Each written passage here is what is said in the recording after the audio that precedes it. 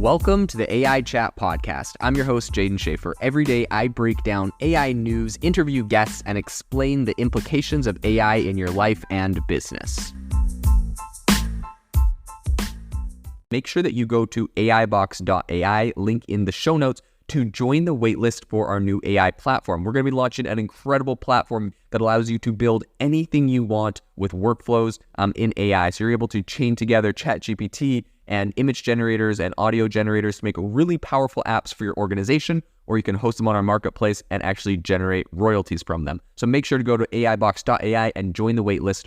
In addition, if you like the podcast, if you could do me a massive favor and please leave us a review on Apple or Spotify or wherever you listen to your podcast. This helps me be able to get better guests on here as they check the reviews to see how you guys are liking it. So if you could please do that, I would really appreciate it. Have you ever wanted to start your own podcast? I record and publish podcasts on a platform called Spotify for Podcasters, and I absolutely love it. Essentially, you can upload from your phone or computer, and it distributes to every platform that plays podcasts. They support video podcasts, and you can make money on the platform with ads or even podcast subscriptions, something that has made my life so much easier as a podcaster. So if you're interested, I highly recommend you give it a try. You can download the Spotify for Podcast app or go to spotify.com/podcasters to get started on your podcast today. One of the big breakthroughs that I think AI is going to make in the very near future is moving beyond just being something like OpenAI's ChatGPT and actually having that intelligence put into robots, right? I think right now, a lot of people are concerned about how ChatGPT is going to replace jobs in the white-collar space, right? It's going to replace marketers writing articles and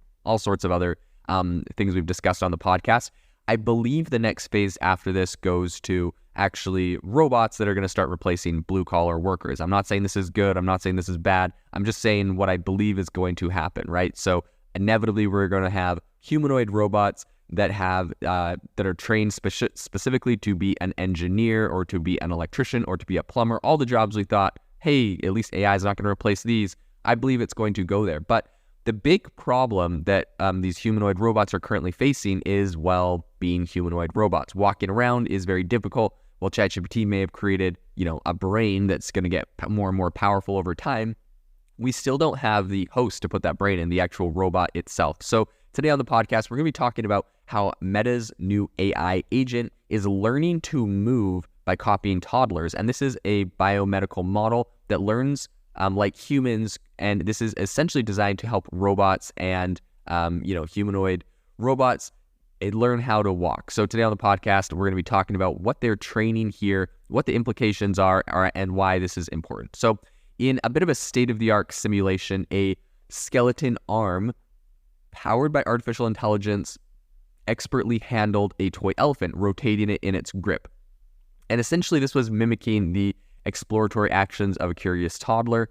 It used 39 muscles across 29 joints, and this innovative system then proceeded to interact with various objects, a toothpaste tube, a stapler, an alarm clock. Similarly, in another scenario, skeletal legs propelled by 80 muscles through 16 joints engaged in motor actions reminiscent of a toddler's first steps. So all of these feats were achieved by the Myo Suite platform, which is particularly the latest edition of this software, so Myo Suite 2.0. And essentially this unveiling came from a collaboration between Meta AI and prominent researchers at McGill University in Canada, Northeastern University, USA, and the University of Twente, Netherlands. So by focusing on machine learning for biomechanical control, the aim is to emulate human-level dexterity and agility. So I think that the complexity involved in coordinating large and small muscle groups poses significant control challenges here. But I believe that Myo Suite offers a really valuable repository of musculoskeletal models and benchmarks tasked for open research. So Mark Zuckerberg actually highlighted the platform's potential, saying, quote, "This research could also help us develop more realistic avatars for the metaverse." I think this is, I don't know people's opinion on that. In my opinion, it's like, oh my gosh, we're recreating like skeletons and how like muscles move and stuff. And Zuckerberg's like, more realistic like avatars in the metaverse. I'm like, dude, we literally could like recreate humanoid robots with like every muscle and tendon that like actually function and move exactly how we move. Or like someone that has their actual arm amputated, or like a leg amputee, could get like an actual arm or muscle that functions like 100% like an actual one. Like this is incredible for science and research, and Zuckerberg's all caught up on like the metaverse, whatever. It's just, that is dumb. Anyways, Vikash Kumar, who's a prominent researcher on the project, he drew a couple comparisons between the intricate mechanics of the human body and traditional robots. So, while robots typically have a single motor per joint, the human anatomy involves multiple muscles per joint, with these muscles interacting through various joints. So the challenge isn't merely about, initiating motion, but really substantiating intricate patterns of muscle activation. This is a feat that the human brain accomplishes effortlessly. And so for Kumar, attempting to replicate these strategies in MyoSuite really exceeds the simplicity of, directing robots. He is very optimistic about it, though. He's essentially drawing from human biomechanics, and he thinks that this could provide pivotal insights. So Kumar believes that evolution shows our complex anatomy for profound reasons, emphasizing, quote, "If an easier solution was possible, it would be foolish for evolution to converge on this complicated form factor." So Kumar has recently transitioned to a full-time role at CMU's Robotics Institute from a dual role as a meta-researcher and adjunct professor.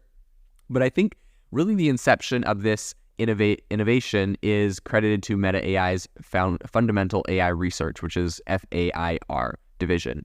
And so when MyoSuite 1.0 was launched back in May of 2022, Zuckerberg himself hinted at its potential implications for Meta's product line. I guess I'll say one other thing on this, right? It was like, we're being like, it's going to make avatars in the metaverse more realistic, whatever. Like, if that's what it takes for Zuckerberg to fund this, right? And we see like a lot of incredible breakthroughs in science, and it helps people in a lot of ways, that like, whatever. If it took more realistic avatars in the metaverse, and I mean, at the end of the day, they're funding this amazing research that's going to do some cool stuff, whatever. I guess I'll take it, right? So I think that in 2022, a contest named Myo Challenge was organized, and it was concluded at the Neural IPS AI conference, and teams essentially grappled with stimulating a hand to rotate dice and manipulate some bowling balls.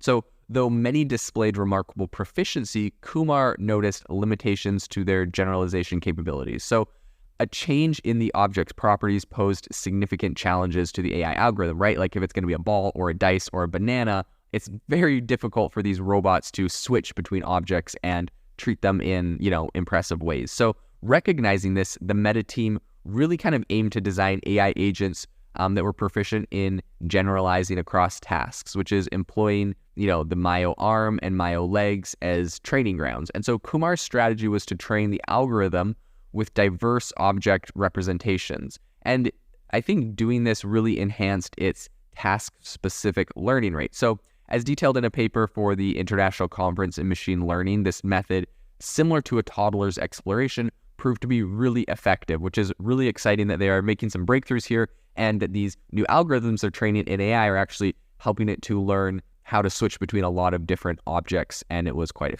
effective in that. So a recent publication at the Robotics Science and Systems meeting detailed similar success with Myo legs.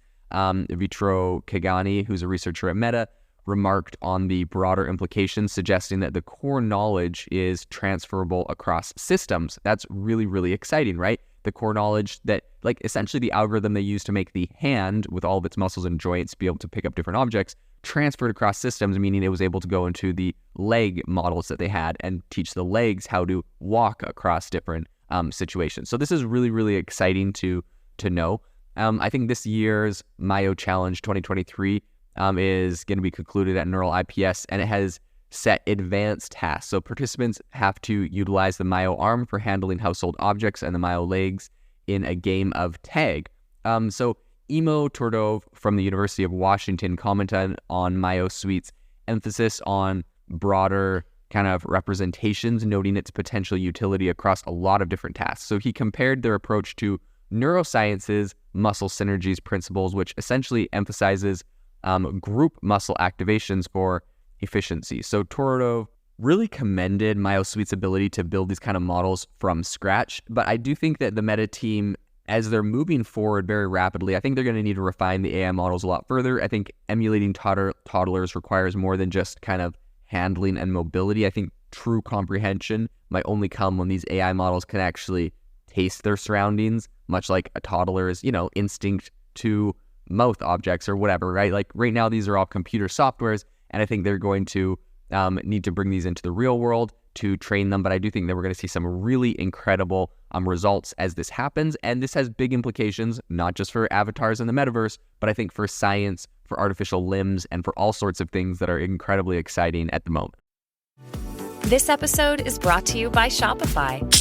That's the sound of switching your business to Shopify, the global commerce platform that supercharges your selling. Harness the best converting checkout and same intuitive features, trusted apps, and powerful analytics used by the world's leading brands. Stop leaving sales on the table. Discover why millions trust Shopify to build, grow, and run their business.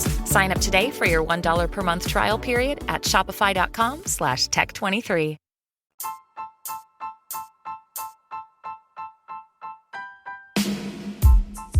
Thank you for listening to the AI Chat Podcast. If you enjoyed the podcast, I'd appreciate it if you rate me wherever you listen to podcasts. And if you're looking for an innovative group of AI enthusiasts, make sure you check out our Discord channel and also our Facebook community. It's obviously a lot more interactive than a podcast, where we can actually share software tools, prompts that we're using in everyday AI. I'll leave a link for those in the description below.